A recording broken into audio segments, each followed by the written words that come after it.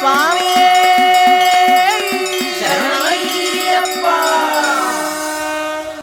മകരമാസത്തിന്റെ ധന്യത നിറഞ്ഞ ഈ സന്ദർഭത്തിൽ അയ്യപ്പ ഭക്തിഗീതങ്ങൾ ആലപിച്ചുകൊണ്ട് വിശേഷങ്ങൾ പങ്കുവെച്ച് നമ്മളോടൊപ്പം നമുക്കേറെ പ്രിയപ്പെട്ട ഗായകൻ ശ്രീ സുദീപ് കുമാർ.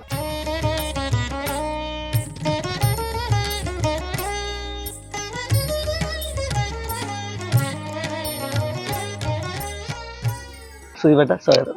നമസ്കാരം. മകരജ്യോതി ദർശനത്തിന്റെ പുണ്യം നിറയുന്ന സായാഹ്നം ശബരിമലയിൽ എത്രയോ അധികം ആളുകൾ അല്ലെ പ്രാർത്ഥനാപൂർവ്വം നിൽക്കുന്ന ആ സമയത്ത് സംഗീതം അവിടെ അലയടിക്കും. സുദീപേട്ടനറിയാവുന്ന മകരവിളക്കുമായി ബന്ധപ്പെട്ട പാട്ടുകൾ പെട്ടെന്ന് ഓർമ്മ വരുന്ന ഒന്നോ രണ്ടോ പാടാമോ? ഒരുപാട് പാട്ടുകളുണ്ട്. പെട്ടെന്ന് വരുന്നത് മകരവിളക്കേ മകരവിളക്കേ മലയിലെ ദിവ്യമണി വിളക്കേ, അതാണ് ആദ്യം ഓർമ്മ വരുന്നത്.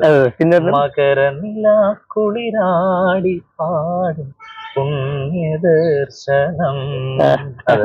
പിന്നെ മാനത്ത് മകരവിളക്ക്, താഴത്ത് പമ്പ വിളക്ക്. അതിലെ കോറസ് പോലും സ്വാമിയേ ശരണം ശരണം ശരണം ശരണം ശരണം. അതിലെ ഈ ഗംഗൈ അമരൻ സാർ ചെയ്ത ആ ആൽബത്തിലെ പാട്ടുകളെല്ലാം വളരെ പ്രത്യേകതയുള്ളായിരുന്നു. അന്നത്തെ കാലത്ത് അത് കുറച്ച് വിമർശനം ഉണ്ടായിട്ടുണ്ട്. യാഥാസ്ഥിതിക സംഗീത പ്രേമികൾ അയ്യപ്പൻ പാട്ട് ഈ ഹാർമണി, കോറൽ ഹാർമണി ഒക്കെ വെക്കുമ്പോഴത്തേക്ക്, അതുപോലെ തന്നെ ഋതം കുറച്ച് ഹെവി ഋതം ഉപയോഗിച്ചപ്പോഴൊക്കെ ആളുകൾക്ക് അതിനകത്ത് അഭിപ്രായ വ്യത്യാസം ഒക്കെ പറഞ്ഞവരുണ്ട്. എനിക്ക് എന്റെ കുട്ടിക്കാലത്ത് ചിലർ പറഞ്ഞതായിട്ട് ഓർമ്മയുണ്ട്. പക്ഷെ ആ പാട്ടുകൾ കാലത്തെ അതിജീവിച്ചു. ഇന്ന് കേൾക്കുമ്പോഴും എത്ര ഫ്രഷ് ആയിട്ടുള്ള അല്ലെ ആ താളാത്മക. പിന്നീട് എത്രയോ താളം ഏറിയ പാട്ടുകൾ വന്നു അല്ലെ. പിന്നെ അയ്യപ്പൻ പാട്ടുകൾക്ക് അതൊരു താളം എന്ന് പറയുന്നത് ഒരു കൊഴുപ്പ് തന്നെ. ഇഷ്ടം പോലെ പാട്ടുകൾ എല്ലാ തരത്തിലുണ്ട്. അയ്യപ്പനോട് ഇപ്പൊ നമുക്ക് ഭഗവാന്റെ മുന്നിൽ സന്തോഷമായിട്ട് നമുക്ക് പോകാമല്ലോ.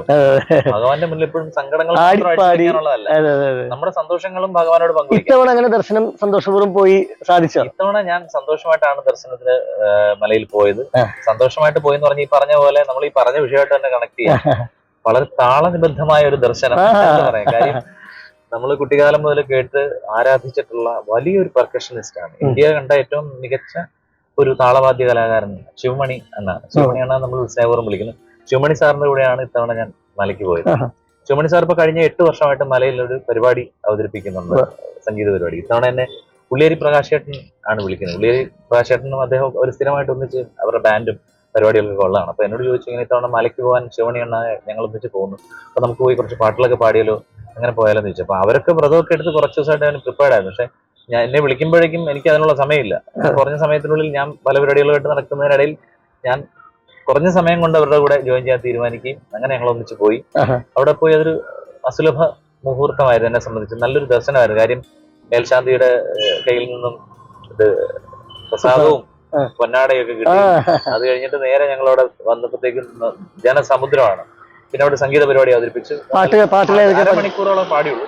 പാട്ടുകൾ പാടി. അദ്ദേഹം ഓരോ പാട്ട് തീർന്നാലും അതിന്റെ എക്സ്റ്റൻഷൻ ഉണ്ടല്ലോ, ഡ്രമ്മിങ്ങും അവരുടെ ചെറിയ ഫ്യൂഷൻ പരിപാടികളൊക്കെ ആയിട്ട് നല്ലൊരു അനുഭവമായിരുന്നു. അതുപോലെ ഞങ്ങൾ ഒന്നിച്ചൊരു കാറിൽ ഇവിടുന്ന് എറണാകുളത്ത് ഞങ്ങൾ എയർപോർട്ടിൽ പോയിട്ട് ഞങ്ങൾ ഒന്നിച്ച് പോയി. ഞാനും പ്രകാശേട്ടനും പോയിട്ട് ചുമണിയണ്ണ കൂട്ടി ഞങ്ങൾ ഒന്നിച്ചൊരു കാറിൽ പോവുകയും അദ്ദേഹത്തിന്റെ കുടുംബം ഉണ്ടായിരുന്നു. അതുകൂടാതെ മറ്റൊരു വലിയ മ്യൂസീഷ്യനും ഉണ്ടായിരുന്നു. അത് പക്ഷേ ജനങ്ങൾ അറിയുന്നില്ല. ജനങ്ങൾ ശിവമണിയാണ് മാത്രം തിരിച്ചറിയുന്നുള്ളൂ. ചിന്ന എന്ന് പറഞ്ഞ ഒരു വലിയ ബേസ് ഗിറ്റാറിസ്റ്റ് ഉണ്ട്. Devarajan master, Johnson master, Raveendran master, ഇവരുടെയൊക്കെ ഓൾമോസ്റ്റ് എല്ലാ സിനിമകൾക്കും ബേസ് ഗിറ്റാർ വായിച്ച ഒരു ഗ്രേറ്റ് ഗിറ്റാറിസ്റ്റ് ഫ്രം ചെന്നൈ. അദ്ദേഹവും അദ്ദേഹത്തിന്റെ ഭാര്യയും ഒക്കെ ഉണ്ടായിരുന്നു. ഞങ്ങൾ എല്ലാവരും കൂടെയാണ് പോയത്. സുദീപേട്ടന്റെ അയ്യപ്പ ഭക്തിഗാന ശേഖരം എടുത്തു പരിശോധിച്ചാൽ 80s അവസാനം 90s ആരംഭത്തിൽ കുറെ പാട്ടുകൾ പാടിയിട്ടുണ്ട്. ഒരു വർഷം ഒരുപാട് പാട്ടുകൾ പാടിയ വർഷം തുടക്കത്തിലുണ്ടായിട്ടുണ്ടാവും. 80 പാട്ട് വരെ ഞാൻ ഒരു വർഷം പാടി. അതെങ്ങനെ സാധിക്കുന്നു? അപ്പൊ ഒരു ആൽബത്തിൽ 10 പാട്ട്, 8 ആൽബം പാടിയ വർഷം. അപ്പൊ 8 ആൽബങ്ങൾ റിലീസ് ആവുകയാണ് ഒരു വർഷം. അത് പക്ഷെ അതൊക്കെ എന്ന് പറഞ്ഞു കഴിഞ്ഞാൽ ഇപ്പൊ ഞാനത് ചിന്തിക്കുമ്പോഴേ നമ്മൾ എന്തിനാണ് അത്രയും ചെയ്തത്. പക്ഷെ ഒരു കാര്യമുണ്ട്, അതില് നമ്മളൊരു പാട്ടുകാരൻ എന്നുള്ള രീതിയിൽ ഇങ്ങനെ ശ്രദ്ധ നേടി വരുന്ന സമയത്ത് ഇവിടെ കാസറ്റ് ഇൻഡസ്ട്രി വളരെ സജീവമായിരുന്നു. അപ്പൊ നമ്മൾ അത്ര പ്രതിഫലം വാങ്ങിച്ചൊന്നും അല്ല പാടുന്നു, ചെറിയ പ്രതിഫലത്തിന് പാടും. അപ്പൊ ഒരു ഫുൾ ആൽബം പാടുന്നതിന് ചെറിയൊരു തുകയ്ക്ക് പാടുന്നുള്ളതായിരിക്കാം. മാത്രമല്ല നമ്മുടെ സംഗീത സമർപ്പണമാണ്. നമ്മളെ സംബന്ധിച്ച് പണം എന്നൊരു വിഷയമല്ല. ഓരോ പാട്ടും നമ്മളെ സംബന്ധിച്ച് ഒരു പാഠപുസ്തകമാണ്. ഓരോ പുതിയ ലെസൺസ് പഠിച്ച് മുന്നോട്ട് പോകാൻ. 10 പാട്ടുകളൊക്കെ റെക്കോർഡ് ചെയ്യുന്നത് ഒരു ദിവസം അല്ലെ 1.5 ദിവസം കൊണ്ട്. ഒരു പാട്ട് ഒരു ദിവസം കൊണ്ട് ഞാൻ 11 പാട്ടുകളൊക്കെ റെക്കോർഡ്. അയ്യപ്പ പാട്ട് ഒറ്റ ദിവസം കൊണ്ട് 10 പാട്ട് റെക്കോർഡ്. ആൽബം ഒരു ദിവസം കൊണ്ട് പാടിയിട്ടുണ്ട്. അതന്ന് അങ്ങനെ അതൊരു ആവേശത്തിലങ്ങ് പാടിയിട്ടുള്ള പാട്ടുകളൊന്നും എനിക്ക് ഓർമ്മയില്ല. അതിൽ ഞാൻ പറയാം, മുമ്പിൽ രാജീവ് ആലുങ്കൽ ചേട്ടനെ എഴുതിയിട്ട് കെ മുദീൻ ചേട്ടന് സംഗീതം നൽകിയിട്ടുള്ള പാട്ടിലൊക്കെ അയ്യപ്പൻ നല്ല പാട്ടുണ്ട്. ശൈവ കലാമയി ഒക്കെ അതിലല്ലേ? ശൈവ കലാമയി ഗംഗ വൈഷ്ണവരൂപിണി യമുന ബ്രഹ്മ തേജസ്വിനി സരസ്വതി ഇവർ സംഗമിക്കുമ്പോൾ ത്രിവേണി അതിൽ മുങ്ങിക്കുളിച്ച് ശരണം വിളിച്ച് മലയേറി ചെന്നാൻ മോക്ഷഭൂമി, ഇത് മോക്ഷഭൂമി. നല്ല പാട്ടല്ലേ? നല്ല ലിറിക്സും നല്ല ട്യൂണും ഉഗ്ര ഓർക്കസ്ട്ര. വിഷ്വലൈസ് ചെയ്തിട്ടുള്ള ഒരു പാട്ടുണ്ടല്ലോ, ഒരു പാട്ട് ഓർമ്മയില്ലേ? കൈലാസനാഥന്റെ കനി പോലും പൈതല് കലികാല പൊരുളാകും ശബരീശനെ ഒരു നല്ല കാലവും മനശാന്തിയും തന്ന് കരകേറ്റിടേണമേ ഹരിതേജസേ. പിന്നീടുള്ള യാത്രകളിലും പാതിരാവിലെയോ രാത്രിയൊക്കെ സഞ്ചരിക്കുമ്പോ ഈ പാട്ടുകളൊക്കെ വീണ്ടും കേട്ടിട്ടുള്ള ഒരു അനുഭവം ഉണ്ടോ? ഈ അയ്യപ്പനൊക്കെ ഞാൻ ഈ അടുത്ത കാലത്ത്, ഇപ്പൊ അത് പുതിയൊരു കമ്പനി, അത് ജോണി സാഗരിയാണ് അക്കാലത്ത് ഇറക്കിയത്. പിന്നീട് ഇപ്പൊ അത് സോണി മ്യൂസിക്കിന്റെ ഇതിലാണ്. അപ്പൊ സോണി മ്യൂസിക് ഇതിന്റെ ജൂക്ക് ബോക്സ് റിലീസ് ചെയ്തു. അപ്പൊ എനിക്ക് സോണി മ്യൂസിക്കിന്റെ ഇപ്പൊ ചാർജുള്ള സുധാകരൻ അത് എനിക്ക് അയച്ചു തന്നിരുന്നു. മുദ്രയിലൊക്കെ. അപ്പൊ ഞാൻ അത് ഈ കഴിഞ്ഞ അയ്യപ്പൻ സീസൺ സമയത്താണ് ഇവര് പുതിയ ജൂക്ക് ബോക്സ് റിലീസ് ചെയ്യുന്നത്. അപ്പൊ അങ്ങനെ അതിപ്പോ സ്പോട്ടിഫൈയിലൊക്കെ ഉണ്ട്. അപ്പൊ അതിങ്ങനെ കേട്ട് യാത്ര ചെയ്യാം. അപ്പോൾ എനിക്ക് തന്നെയും ഒരു സന്തോഷമാണ് ഇത്രയും വർഷം മുമ്പ് പാടിയ പാട്ട് പിന്നെയും ആളുകൾ കേൾക്കാന്ന് പറയുന്നത്. അയ്യപ്പ ഭക്തിഗാന ചരിത്രം എടുത്തു നോക്കിയിട്ടുണ്ടെങ്കിൽ മലയാളത്തിലെ പ്രഗത്ഭരായിട്ടുള്ള എഴുത്തുകാര് ടി.കെ.ആർ. ഭദ്രൻ സാർ മുതലേ ശ്രീമേശ് നായർ സാർ മുതലേ ശ്രീകുമാരൻ തമ്പി സാർ, പേര് വയലാർ, ONV എല്ലാവരും എഴുതിയിട്ടുണ്ട്. ആകാശമാം പുള്ളിപ്പുലി മേലെഴുന്നള്ളും രാകാശ ശാങ്കനാം സ്വാമി സ്വാമി. അതായത് കപടമായ തലവേദനയ്ക്ക് സ്വാർത്ഥത്തിൻ തലവേദനയ്ക്കും നിൻ കനിവല്ലയോ ഉലിപ്പാല്. അതിനപ്പുറം നായർ സാറിനെ പോലെ ഒരു ഭക്തകവി. ഞാൻ ഇത് പറയുമ്പോ തെറ്റാണെങ്കിൽ ക്ഷമിക്കുക. പൂന്താനത്തിന് മേലെയാണ് എന്റെ മനസ്സിൽ, നമ്മുടെ അറിവിന്റെ തലത്തിൽ അങ്ങനെയാണ്. പൂന്താനത്തെ അത്ര കണ്ട് മനസ്സിലാക്കാത്തതുകൊണ്ട് ഞാൻ പറയുന്നതാവും. പിന്നെ മാത്രമല്ല രമേശ് സാറിനോട് വ്യക്തിപരമായിട്ടൊരു ഇഷ്ടമുള്ളത് കൊണ്ട് പറയുന്നത്. എന്ത് വിചാരിച്ചാലും പൂന്താനത്തിന് വഴിയെ സഞ്ചരിച്ച ആള് തന്നെയാണ് അദ്ദേഹം. അല്ല, പൂന്താനത്തിന്റെ ഭക്തിയാണ് മേൽപ്പത്തൂരിന്റെ വിഭക്തിയേക്കാൾ എനിക്ക് ഇഷ്ടമെന്ന് ഭഗവാൻ പറഞ്ഞ പോലെ രമേശൻ നായർ സാറിന്റെ ഭക്തിയാണ് ഇതിനൊക്കെ മേലെ എനിക്ക് ഇഷ്ടം. അതേ അരയാൽ തറയിൽ നിന്നാണ് രമേശൻ സാർ ഞാൻ തമ്മിൽ അവസാനമായി സംസാരിക്കും. ഇവിടെ നിമിത്തമായിട്ട് നമ്മളിപ്പോ പറഞ്ഞു വരുമ്പോ അല്ലെ, അത് ഓർക്കുമ്പോൾ രവീന്ദ്ര സംഗീതം ഇവിടെ ഈ പാവക്കുളം ക്ഷേത്രത്തിന്റെ ഈ ഓഡിറ്റോറിയത്തിൽ നടക്കുന്ന സമയത്ത് ഒരു ദിവസം അന്നാണ് രമേശ് സാറിനെ അവസാനമായിട്ട് കാണുന്നത്. അന്ന് ഞാനിവിടെ വരുമ്പോൾ രമേശ് സാർ നടക്കാൻ കുറച്ച് ബുദ്ധിമുട്ടായിട്ട് ഈ അരയാൽ തറയിൽ നമ്മളിരിക്കുന്നതിന്റെ ഓപ്പോസിറ്റ് ഇവിടെ ഇരിക്കുകയാണ്. അവിടെ പോയി അദ്ദേഹത്തിന് സംസാരിച്ചാണ് അവസാനമായിട്ട് നേരിട്ട് സംസാരിക്കും. പക്ഷെ ഞങ്ങൾ ഇടയ്ക്കിടയ്ക്ക് ഫോണിൽ സംസാരിക്കും. കാര്യം ഏത് സംശയവും മലയാള ഭാഷയിലെയോ സംസ്കൃതത്തിലെയോ തമിഴിലെയോ ത്രിഭാഷാ പണ്ഡിതനാണ്. തിരുക്കുറളൊക്കെ പരിഭാഷപ്പെടുന്നു. ഇളയരാജ സാറിന്റെ സംഗീത കനവ് ജീവചരിത്രം മലയാളത്തിൽ പരിഭാഷപ്പെടുത്തിയത് രമേശ് സാറാണ്.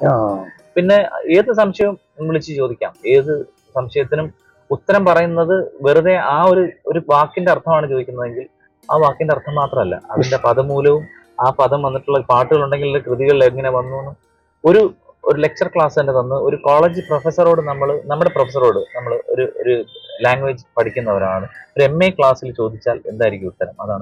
അത് രമേശ് പാട്ടുകൾ വില്ലെടുത്തു വിളയാടും ദൈവമേ ഭക്തഹൃദയമാം നീലവാനിൽ മഴ വില്ലെടുത്തു അല്ലെ കുലയ്ക്കും വൈഭവമേ.